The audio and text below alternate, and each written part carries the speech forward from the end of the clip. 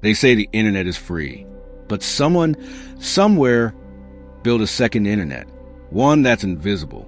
A digital underworld buried beneath your screen, where nothing is traceable and everything has a price. Who built it? Why does it exist? And what they don't want you to know might already affect you. Disclaimer: this video is created for educational and awareness purposes only. It does not promote, encourage, or instruct on illegal activity. All content is based on verified research, fictionalized storytelling, and cybersecurity best practices designed to inform viewers about online safety, privacy tools, and digital responsibility. Viewer discretion is advised due to the nature of the topics discussed. Agent Exposed signing in. The Dark Web Origins. Today, you'll discover the hidden truth behind the origins of the deep web and the dark web. You'll learn who really created this hidden internet, how it grew beyond its original purpose, and why millions access it every day without ever being seen. From secret government programs to criminal networks thriving in plain sight, this is the story they never wanted exposed. Imagine a researcher named Rai, not a criminal, not a rebel, a privacy advocate. Early 2000s, Rai worked with a team of cybersecurity experts and computer scientists, some from U.S. naval labs, others from international universities. Their goal was to create an internet experience where dissidents and whistleblowers could speak without fear. Rai believed anonymity was a form of freedom. What they built was Tor, the Onion router, a network of encrypted nodes designed to scramble internet traffic so well that not even governments could track it. It was open source, free, and powerful. But as more people began using this anonymous network, something unexpected happened. Hidden websites, only accessible through Tor, started to appear. Unlike traditional websites, these didn't have .com or .org addresses.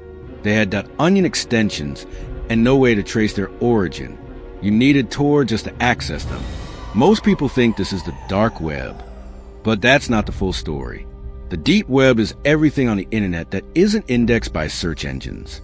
Your email inbox, your bank account, medical records, legal documents, paid memberships. These are all technically part of the deep web, hidden behind login credentials, but still legal, secure, and widely used. The dark web, however, is a small, intentional portion of the deep web. It's the part that operates in total anonymity.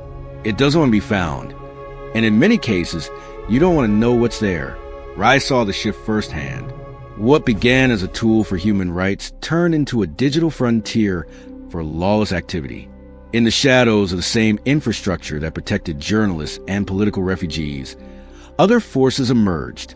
Anonymous markets, forums trading stolen data, illicit exchanges, and worse, Rai couldn't shut it down. No one could. The system worked too well. It had no central server, no off switch. The privacy protocols that protected the innocent also shielded bad actors. And then came the moment that changed everything. Late one night, Rai navigated to a newly posted .onion address. The page was crude but functional.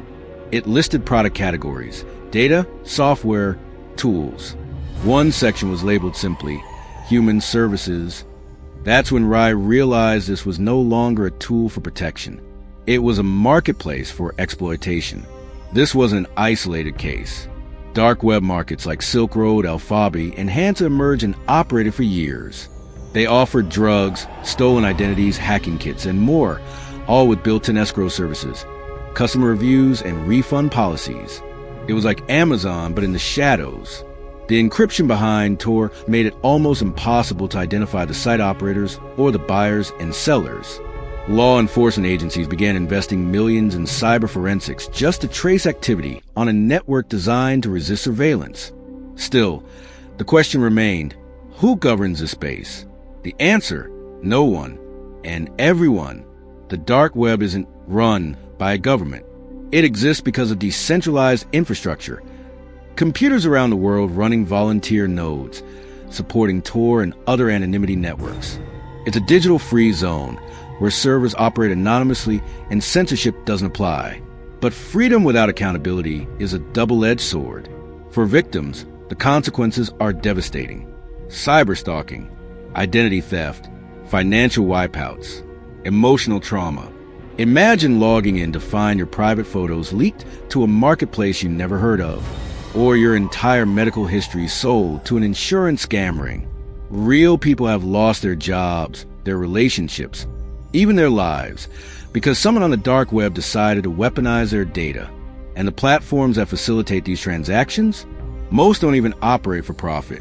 They're ideological, built by people who believe anonymity is more important than safety.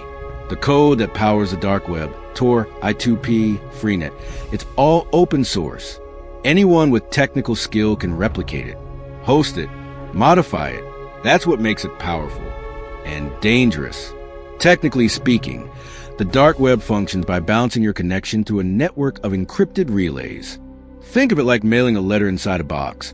Inside a box, inside a box. Each layer is peeled away only at its destination. None of the nodes in the middle know who you are or where you're going. This makes it nearly impossible to trace. Onion addresses are generated cryptographically. There's no DNS lookup, like with standard websites. You either know the address or you don't get in. That's how criminals, extremist groups, and trafficking rings operate in isolation, by invitation only. But this technology isn't evil. It's neutral. Whistleblowers use it to leak government abuses. Activists in censored nations use it to organize protests. Survivors use it to find support anonymously. These users aren't threats. They're the reason this tech was created. So why hasn't it been shut down? Because you can't shut it down. The infrastructure is distributed. The nodes are volunteer-based. The hosting servers are often hidden behind layers of virtual machines, encrypted partitions, and even blockchain-like redundancy. If one node is taken down, the system reroutes instantly. Some governments have tried blocking access to Tor, but new bridges and obfuscation tools are created faster than they can be removed. It's a digital cat-and-mouse game with no end in sight. Even worse, emerging technologies are about to make the dark web more dangerous. Decentralized storage, blockchain identities, quantum-proof encryption. These could make tracing activity almost entirely obsolete.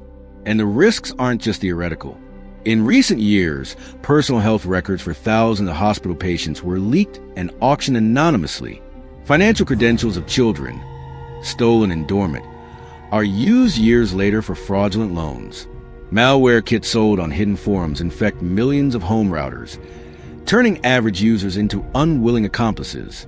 And you'd never know until your name shows up on a government watch list or your savings disappear overnight. So what can you do? 5 essential steps to protect yourself online. 1. Use strong, unique passwords for every account. Use a password manager if necessary, and always enable two-factor authentication 2FA. 2. Keep your software updated, especially your operating system, browser, and antivirus. Outdated systems are easy targets. 3. Be cautious with links and downloads, especially in emails or messages from unfamiliar sources. Even one click can compromise your device.